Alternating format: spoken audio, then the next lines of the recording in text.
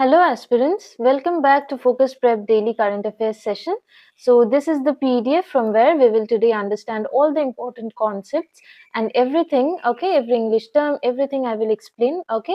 This PDF you will get in our Telegram channel Focus Prep Current Affairs. The link is given in the comment section, okay.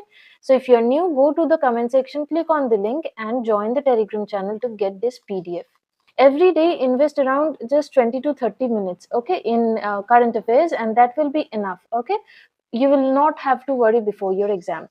Just go through this session today once and then solve all the MCQs from the quizzes that we provide, and that will, I think, suffice, okay. And after every week we give you a revision PDF for all the important weekly current affairs along with the weekly MCQs also. So once you solve those, your revision is also complete, okay. So now let's start with today's first, current affairs. The World Day of Remembrance observed on the third Sunday of November. So every year, okay, every year, the third Sunday of the month of November, it is observed as the World Day of Remembrance for road traffic victims. Okay, so what happens is that every year, every day actually people lose their lives in road accidents, right?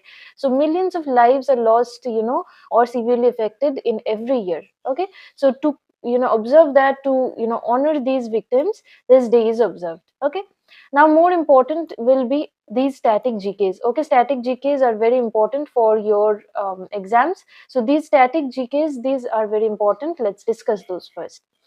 See, India has the second largest road network in the world. Okay, so this ranking of India in the road network, this you just memorize right now. I would suggest this is a previously asked question, especially for the state PCS exams. These also for SSC exams and RRB railway exams. I mean, so all these exams they ask this kind of questions, and this is definitely a previously asked question. Okay, that what is the rank of India in road network. So India is the second largest road network in the world after the United States. Okay. Now, roads in India, they are classified into four types. The national highways, right? The state highways, then there are the major district roads, and then there are rural roads. Okay. Now, the 20-year road plan, this was introduced back in 1961. Remember this date, okay, this year. 1961 was the year when this 20-year road plan was introduced to improve conditions, the road conditions in India, okay. Now, the roads in India, they are divided into six classes. Okay, so from class 1 to class 6. Okay, class 6 is the lowest category of roads, and the highest category is class 1. Okay, the longest road that we have is the NH44. Okay, it is the longest national highway of India. Right, this is very important. This has been, I have lost count how many times this has been previously asked in various papers. So this is important. NH44, it is the longest national highway of India, and it connects what? It connects Srinagar in the north to Kanyakumari in the south. Okay. See, my voice is a bit down today, okay, due to this weather change thing. So if the voice is a bit low, if the sound is a low, please increase your audio volume today, okay. Just manage it for today. So the next current affairs, Dr. S. Jaishankar, okay, he has launched the new book, Why Bharat Matters. All these books and authors, it's also important, right, for your current affairs as well as for your GK. Now, Dr. S. Jaishankar, he is our external affairs minister, right? If you have not seen any of his videos or any, interviews, please go and watch, okay. The way he keeps his calm, okay, while, replying to these reporters and to while talking about with other ministers about India, it's just commendable. Okay, so if you have not watched any of his videos, go and watch it. So Dr. S. Jaishankar, he has launched this new book, Why Bharat Matters, and it is important. Okay. Now the next current affairs. The Jal GB Mela, which is a heritage trade fair of which state? Of Uttarakhand. Again important because it is art and culture based. All these festivals, all these traditional, melas and everything, fairs and festivals, these are important for your GK as well as for your current affairs. Okay. So Jal GB Mela, it is a heritage mela, okay, heritage trade fair of Uttarakhand. And why is it celebrated? It promotes the harmony between India, Nepal and Tibet. Okay, so Uttarakhand lies very near to the both the borders of Nepal and Tibet. So to promote harmony between India, Nepal and Tibet, this mela takes place. Now Joljibi, it is a place, okay, it is located at the confluence of the Gori and the Kali rivers. So as this is an important fair, so Joljibi, where is it located? The location is important. The confluence of two rivers, the name of the rivers you have to remember, Gori and Kali. Okay. Now it lies on the traditional Kailash Mansarovar route. Kailash Mansarovar route, it is a holy, holy route as well, right? See the next one, Shorai Kela Khan Chowk has been renamed as Bhagwan Birsa Munda Chowk. So where is this Sarai Kela Khan Chowk? It is located in New Delhi, okay, and it has been renamed as the Bhagwan Birsa Munda Chowk. So Birsa Munda, this is the 150th birth anniversary of Birsa Munda this year, 2024. So this year, a lot of news we are reading about Bhagwan Birsa Munda, right? We solved a lot of MCQs. The last week's MCQs also had a lot about Birsa Munda, right? If you have not watched that weekly MCQ video, please go and watch it. The link is given in the description. Okay. Now there we have covered all the most important MCQs of last week of November. Okay. Now Janajatiya Gaurav Divas, November 15th, that is the birth date. Okay, the birth anniversary of Bhagwan Birsa Munda. It is observed as the Janajatiya Gaurav Divas. Okay, which is on when? It is on November 15th. Okay. So November has a lot of important days like November 11th, right? November 11th is our education day. Then November 14th, it is Children's Day, right? Jawaharlal Nehru's birthday. So November 15th, Birsa Munda's birth anniversary. So all these are important dates that you have to remember. Now a little bit about Birsa Munda, though we have been talking about this for the last week. So I'll give it a quick go through. So Bhagwan Birsa Munda, he was born in 1875 in Ranchi. Okay, 1875, this year is significant for another reason. If you have not read it in modern history, 1875, what happened? Arya Samaj, right? Arya Samaj was established in this year. Okay. Now, Birsa Munda, he was born in Ranchi. Okay, he belonged to the Munda tribe, and he is, most famously known for the Munda rebellion that is also called Ulgulan. Right, Ulgulan means the great tumult. So this was a 19th century freedom movement that he, conducted, right, to get independence from the Britishers and to establish Munda Raj, right, to establish Munda Raj and independence, right. Ranchi Airport is named after him as Birsa Munda Airport. Okay. Next point. Indian tennis star Pragnesh Guneshwaram retires from professional tennis. So this name is important personality. Prajnesh Guneshwaran, he was an Indian tennis star who have recently announced a retirement from professional tennis. Okay, he had won bronze medal. Okay, in the 2018 Jakarta Asian Games. Jakarta Asian Games, which medal won by Prajnesh? He won the bronze medal. Okay, so this name and he is associated with tennis. This you have to remember. Now, next point, the climate trace database, okay, it has highlighted the global greenhouse gas emission hotspots. Hotspots means the most, significant places from where these greenhouse gases, these are emitted. This has been, put forward in the climate trace database, okay. So what are those places? Let's see. So this global database by the Climate Trace, okay, they have identified the largest contributors of greenhouse gas emissions. And why is it important? Because greenhouse gases, they are causing the global warming, right? So all identifying these hotspots, these important contributors is important to control these, greenhouse gas production, right?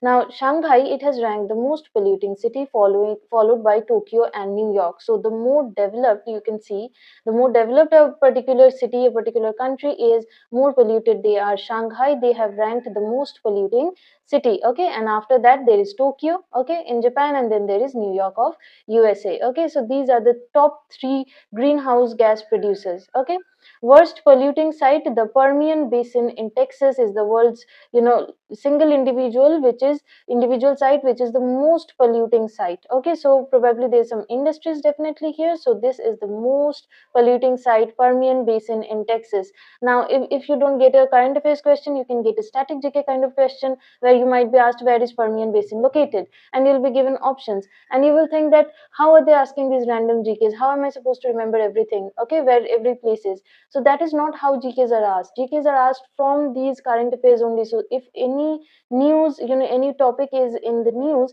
then any GK, anything, any information regarding, okay, associated with that news becomes important for your GK section. Okay, that is why we are mentioning everything here, so that you don't have to go through any other resources. Okay, now the data was released during the 2024 UN Climate Change Conference, which took place in Baku in Azerbaijan. Okay, so this database of the climate trace, this was released when, in the 2024 UN Climate Change Conference, and this conference took place in Baku in Azerbaijan. Okay. So another important information, remember this, that this climate change conference of the United Nations, it took place this year in Baku in Azerbaijan. Okay. Now this climate race, this was co-founded by the former USA Vice President Al Gore. Okay. The GHIAL wins the global recognition at Saudi Arabia Airport Exhibition 2024. What is GHIAL? It is the GMR Hyderabad International Airport Limited. Okay, so the Hyderabad International Airport Limited, they have received an award. Okay, award in the Saudi Airport Exhibition. And what have it won the award for? Airport Excellence Award. Why has this Airport Excellence Award been given to them? They have won for their digital twin technology. So they won this award for their digital twin technology. Okay, in the category of innovation and technology and facility management, they have won this award for their technology, digital twin. What is the digital twin technology? We'll talk about it in a moment. Wait. Now this along with this, in the innovation technology category they won. Along with this, they have won the smart shopping trolley. Okay, this was also recognized as the runner up in the airport revenue management category. So in another category, the airport revenue management category, for their smart shopping trolley, they were recognized as a runner up. So they didn't get the first prize, but they were a runner up. Now this digital twin technology, what it does is that it creates a virtual replica of the airport. So the whole airport, however way it is designed, the same thing, okay, the same actual design, actual airport, okay, this will be virtually replicated by this digital twin. And why will this be helpful? Because this will also give you the integrated real time data, okay, to improve the operational efficiency. So a virtual reality, kind of a virtual replica of the whole airport, will be created along with the the real time data of from where a passenger is moving from one place to other. Okay, so every movement, every activity, the real time data will be updated in this digital twin, this replica. Okay, so that will help in better manage, better operate the airport systems, right? Now let's talk about the next current affairs. A new flowering plant species. Okay, what is the name? The name given is Crinum anthricum. Okay, discovered in the Eastern Ghats. So it has been discovered in the Andhra Pradesh region. So anthricum. Okay, so remember like that. So anthricum you can understand in the Andhra Pradesh region. So in the Eastern Ghats, this has been discovered. Now this is a flowering plant. Okay, and this belongs to the Amaryllidaceae family. Okay, Amaryllidaceae family. Okay, not so important from a current affairs perspective. These kind of questions are rarely asked. Okay, of course they are asked, but rare. Okay, but you have to remember where this has been discovered. It has been discovered in the Eastern Ghats in the Saparla Hills. Okay, so now question can be asked where the Saparla Hills are located. So they are located in the Eastern Ghats in Andhra Pradesh. Okay, so this flowering plant, it gives a waxy white kind of flower. Okay, which flowers between April to June. Okay. Now the IUCN status, right, it gives a preliminary, the status was given as data deficient. So there is not much data regarding this flower. So it is data deficient status in the IUCN list. Okay. Now look, another important current affairs. Manoj Vajpayee's film The Fable has won the best film at the Leeds International Film Festival. Okay, so generally you will not see this film festival, Leeds International Film Festival, in news. Why is this in news? Because Manoj Vajpayee's film, okay, an Indian film, The Fable, this has won the best film. Okay, and this is the first film, okay, to win this prestigious honor. So this becomes a very, very important current affairs. Okay, so the Fable, it has won the award in the 38th Leeds International Film Festival. Okay, and who has directed this film? It was directed by Ram Reddy. Okay, Ram Reddy, and it has got this award in the Constellation Feature Film Competition, which honors all the groundbreaking cinema works worldwide. Okay, so for the first time, an Indian film has won in this Leeds International Film Festival, and the director is Ram Reddy, and Manoj Bajpayee is an actor, right? He has performed in this. So this is a very important current affairs because this is the first Indian film to win it. Okay. Next, International Day for Tolerance, promoting understanding and cultural harmony. So this International Day for Tolerance, this is again another important day from the November month, right? So November 16th is observed as International Day for Tolerance. And tolerance towards what? To promote mutual understanding among cultures. So tolerance towards not only among individuals, tolerance among the various cultures of the world. Okay, and this is celebrated, okay, this is observed based on a declaration of the UNESCO, the Declaration of Principles on Tolerance. Okay, this declaration, this was made in the year 1995. Okay, Now, the UNGA, they proclaimed 1995 this year as the United Nations Year for Tolerance. Okay, so they passed this declaration and they announced that 1995 to be the year of tolerance. Okay. Now, UNESCO Madanjit Singh Prize. Okay, so after this declaration of 1995, in 1996, okay, after this declaration, this award, UNESCO Madanjit Singh Prize, this was introduced. Okay, this is awarded every 2 years by UNESCO. That is, after every 2 years, this prize is awarded. And why is this prize awarded? To honor and reward any extraordinary creative achievements, okay, in promoting tolerance and non-violence. Okay. So this award, this was introduced by UNESCO, okay, in the year 1996. All right. Now let's talk about another important day. Okay, again November 16th. November 16th is also celebrated in India as the National Press Day, right? So the previous current affairs, this was regarding November 16th as the International Day for Tolerance, and in India, November 16th is celebrated as the National Press Day.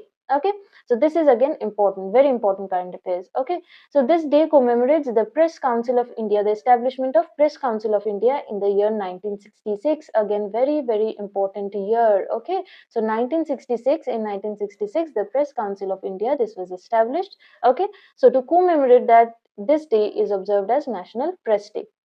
Now, this Press Council of India, okay, it is a statutory and a quasi-judicial body. Statutory body, again, I have already told you, statutory bodies are bodies which are, or organizations or institutes that are formed by passing of some act, right? Formed by passing of some legal act, right? So, whenever like SBI also is a statutory body because it was it was formed by passing the SBI Act. So whenever some legislature is passed and a body is formed, then it is a statutory body. Okay, and quasi-judicial, what is quasi-judicial body? Quasi means semi. Okay, so semi-judicial body. So they have some judicial, function as well. So what is that judicial function of PCI? It is to protect the freedom of press and to regulate the ethical standards within the press. Okay, so that is why it is a quasi-judicial or a semi-judicial body. Okay. Now, World Press Freedom Day. This day is observed on May 3rd, 2024.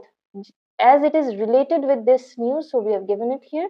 Okay. So the National Press Day is November 16th, and the World Press Freedom Day is May 3rd, 2024. What is May 1st? It is the International Workers' Day, May Day, right? May 3rd is our World Press Freedom Day.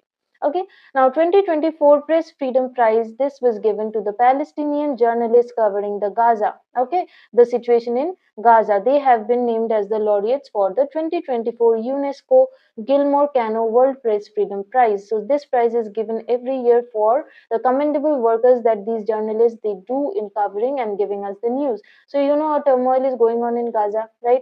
So the situation is very worse there, very tough to give a right kind of information from there. So these Palestinian journalists who have been covering Gaza, they have been given this UNESCO Gilmore Cano World Press Freedom Prize for the year of 2024. Okay.